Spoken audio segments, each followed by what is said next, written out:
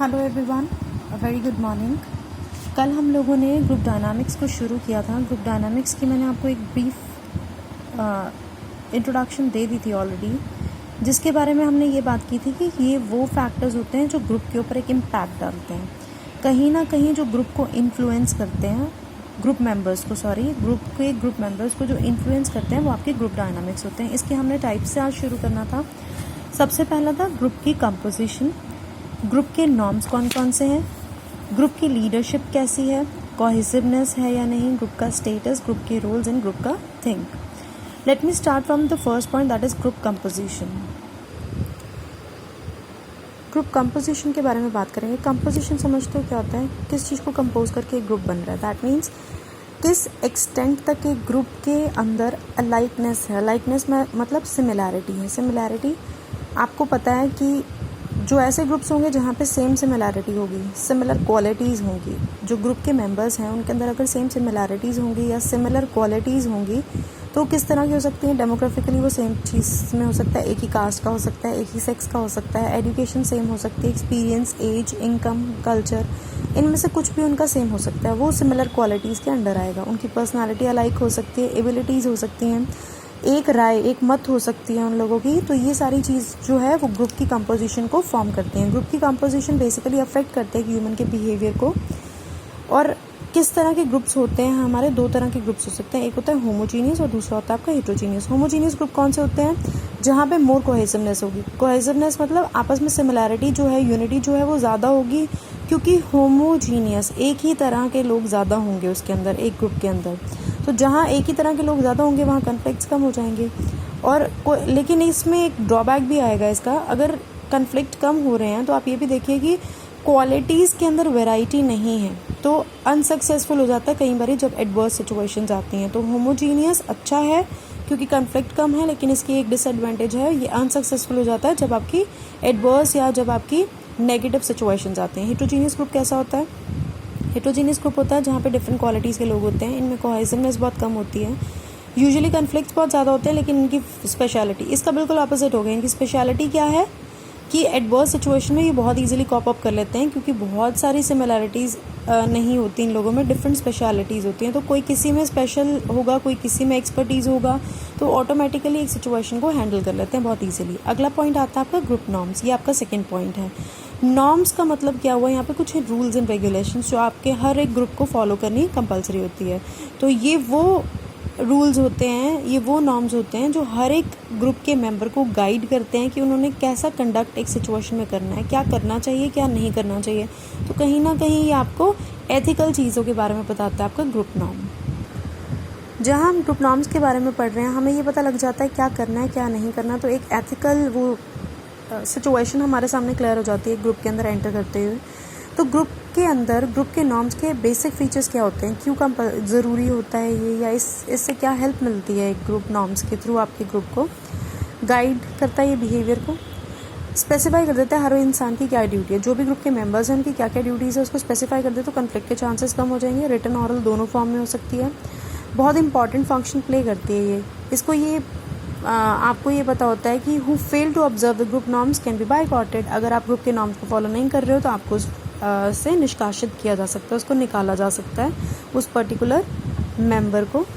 यहाँ पे वैरायटी आ जाती है ग्रुप नॉर्म्स के अंदर डिफरेंट ग्रुप की, क्योंकि वैरायटी कैसे आई? There is variety among group norms of different groups. हर एक ग्रुप के अलग अलग ग्रुप नॉर्म्स होते हैं, इसलिए उन्होंने वैरायटी के बारे में बात की है।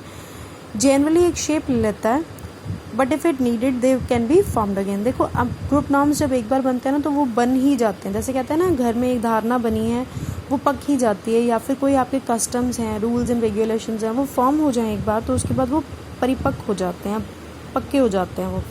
लेकिन अगर आप इनको चेंज करना चाहो ग्रुप नॉर्म्स को तो धीरे धीरे चेंज कर सकते हो। ग्रुप नॉर्म्स को कभी भी इक्वली मेजर में हर ग्रुप के मेंबर पे अप्लाई नहीं किया जा सकता।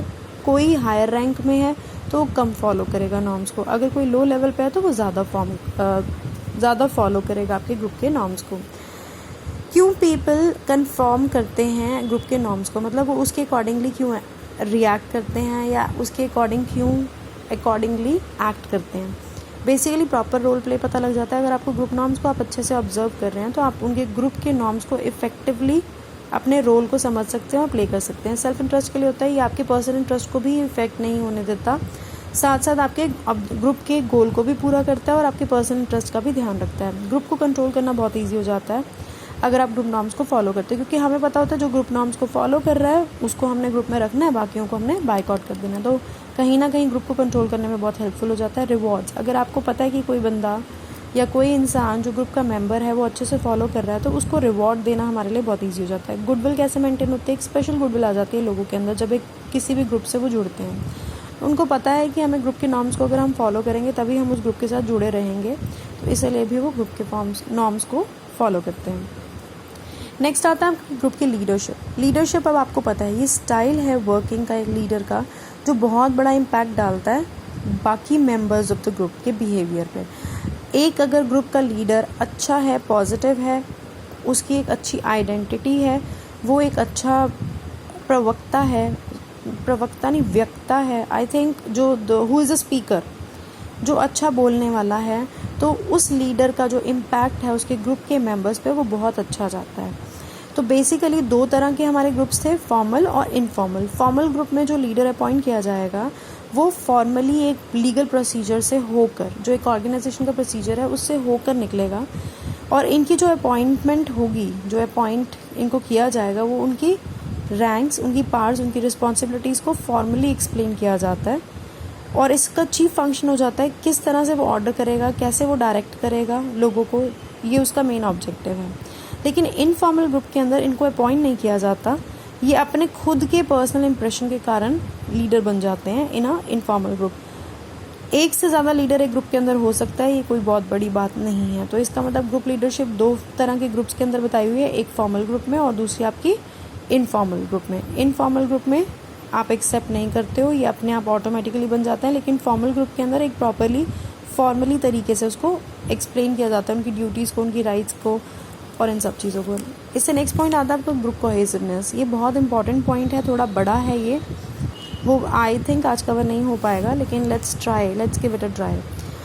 क्लोजनेस और सिमिलैरिटी एटीट्यूड के अंदर, बिहेवियर के अंदर, परफॉर्मेंस के अंदर एक मेंबर की, वो ग्रुप कोहेसिवनेस को एक्सप्लेन करती है। अब आप अपने आप सोचो, जहाँ पे यूनिटी ज़्यादा है वहाँ पे लोग कैसे होंगे, ज़्यादा कोऑपरेटिव होंगे।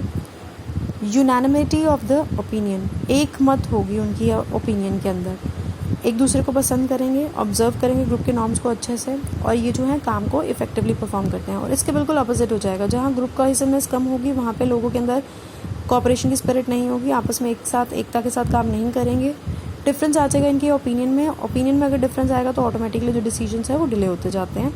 मेंबर्स एक दूसरे को पसंद नहीं करते और इग्नोर करेंगे ग्रुप के नॉर्म्स को और इफेक्टिवली काम नहीं करेंगे। मेन फीचर्स क्या हैं आपकी कोहेसिवनेस ग्रुप के? पॉजिटिव एटीट्यूड होगा उनके ग्रुप के ऑब्जेक्टिव्स को लेकर। जो नंबर है मेंबर्स का वो हमेशा लेस रहेगा, तभी कोहेसिवनेस ज़्यादा रहेगी। जितने कम मेंबर होंगे ग्रुप के अंदर उतना ज़्यादा कोहेसिवनेस रहता है। आपके जो मेंबर्स हैं वो ज़्यादा लॉयल हो जाते हैं ग्रुप को लेकर। मेंबर्स जो हैं वो रेगुलरली शॉर्ट इंटरवल पे आपस में मिलते हैं, तभी ज़्यादा होगी कोहेसिवनेस। फ्री और इफेक्टिव कम्युनिकेशन लोगों के बीच में होगी, तभी कोहेसिवनेस बढ़ेगी। ग्रुप का सक्सेसफुल हिस्ट्री रहेगी, सक्सेसफुल हिस्ट्री रहती है उस ग्रुप के अंदर, मतलब उनका जो सक्सेस रेट होता है वो ज़्यादा अच्छा होता है, जहाँ पे ग्रुप कोहेसिवनेस ज़्यादा मिलेगी आपको। मेंबर्स जो हैं वो सिक्योर और सेटिस्फाइड फील करते हैं ऐसे ग्रुप्स के अंदर, और जो मेंबर्स हैं वो कभी भी विलिंग नहीं होंगे उस ग्रुप को छोड़ने में, क्योंकि वहाँ पे उनको एक रुतबा मिल रहा है, उनको एक पोजीशन मिल रही है, उनको एक पहचान मिल रही है।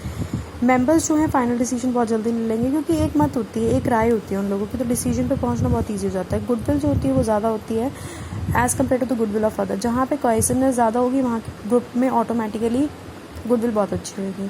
क्या क्या फैक्टर्स हमारे ग्रुप कोहेसिवनेस को अफेक्ट करते हैं? कंपटीशन, अगर आपका कंपटीशन आपस में ही है तो आपकी ग्रुप कोहेसिवनेस कम होगी, लेकिन अगर बाहर के लोगों के साथ है, बाहर के ग्रुप्स के साथ है, तो आपकी ज़्यादा होगी। इसका मतलब कंपटीशन 2 तरह से हो सकता है, एक तो हो सकता है सेम ग्रुप के मेंबर्स के बीच में, एक हो सकता है एक ग्रुप का दूसरे ग्रुप के साथ। अगर सेम ग्रुप में होगा तो ऑटोमेटिकली आपकी कोहेसिवनेस को कम कर देगा वो, क्योंकि आपस में कंपटीशन आ जाएगा। आउटर थ्रेट, बाहर से आपको क्या खतरा है? जैसे ही आपको बाहर से खतरा आएगा, आपकी जो इंटरनल ग्रुप की बिटरनेस और है वो आप ख़त्म कर देंगे और आप यूनाइटेड हो जाएंगे।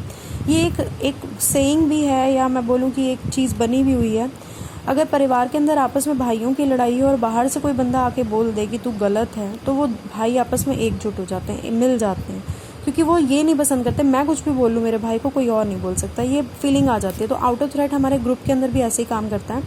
आप कुछ भी बोल लो अपने ग्रुप मेंबर्स को, अगर बाहर से कुछ भी आएगा तो आप सब एक हो जाओगे। ग्रुप की कंपोजिशन, अगर तो सिमिलर मतलब होमोजीनियस क्वालिटीज़ के लोग हैं, सिमिलर क्वालिटीज़ के लोग हैं, तो वो होमोजीनियस ग्रुप होता है, वहाँ पे कोहेसिवनेस ज़्यादा रहती है।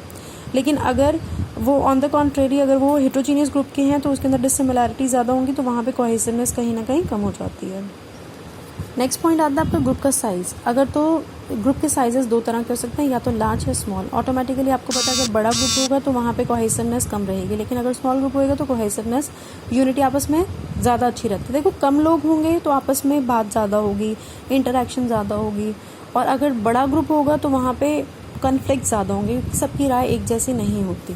तो इसलिए ग्रुप का साइज़ भी आपकी कोहेसिवनेस को अफेक्ट करता है। ग्रुप की लीडरशिप, अगर तो लीडर है उसके अंदर अच्छी क्वालिटीज़ हैं तो वो पॉजिटिव एटीट्यूड लेके आता है और कहीं ना कहीं पॉजिटिवली अफेक्ट करता है और ज़्यादा कोहेसिवनेस होती है लोगों की। इसके ऑपोजिट हो जाएगा, अगर जो लीडर है वो अच्छा नहीं है, वो नेगेटिव क्वालिटीज़ लेके आएगा और लोगों में लड़ाइयाँ ज़्यादा होंगी। सक्सेस रेट बहुत ज़्यादा अफेक्ट करता है आपके ग्रुप कोहेसिवनेस को। अगर आप रेगुलरली अपने टारगेट्स को अचीव कर रहे हो तो जो लोग हैं उसके अंदर वो ज़्यादा सेटिस्फाइड रहेंगे तो उनकी कोहेसिवनेस बढ़ेगी, मतलब वो ज़्यादा आपस में यूनाइटेड फील करेंगे। लोकेशन ऑफ द ग्रुप दो तरह के हो सकते हैं। इसका मतलब ये हो रहा है कि डिस्टेंस कितना है आपस में मेंबर्स के बीच में, तभी तो लोकेशन है। अगर तो सेम बिल्डिंग में सबके सब लोग काम कर रहे हैं तो उनकी ऑटोमेटिकली कोहेसिवनेस ज़्यादा होगी, क्योंकि वो कॉन्स्टेंटली एक दूसरे को मिल सकते हैं। लेकिन अगर वो दूर दूर के काम कर रहे हैं, किसी एक बिल्डिंग से दूसरी बिल्डिंग में काम कर रहे हैं, तो वो कम मिल पाएंगे तो कोहेसिवनेस कम हो जाएगी। जेंडर ऑफ द मेंबर्स, इसमें एक बहुत इंपॉर्टेंट चीज़ दे रखी है। I am not gender bias, but इसके अंदर ये लिखा हुआ है कि if all the members are female gender, तो उस केस में कॉपरेशन ज़्यादा होगी और कंपटीशन की स्पिरिट कम रहेगी, क्योंकि लड़कियां सॉफ्ट हार्टेड होती हैं, कंपटीशन नहीं रखती ज़्यादा, कोऑपरेटिव रखती हैं, एक दूसरे की मदद करने वाले होते हैं। लेकिन जहाँ मेल मेंबर्स आ जाते हैं वहाँ कंपटीशन बहुत ज़्यादा हो जाता है और कोऑपरेटिव स्पिरिट जो है वो बहुत कम हो जाती है। इसके बाद आता है सोशल पोजीशन, वो भी बहुत बड़ा इम्पैक्ट डालता है आपका ग्रुप कोहेसिवनेस पे। कैसे? ये एक सोशल ओपिनियन होता है।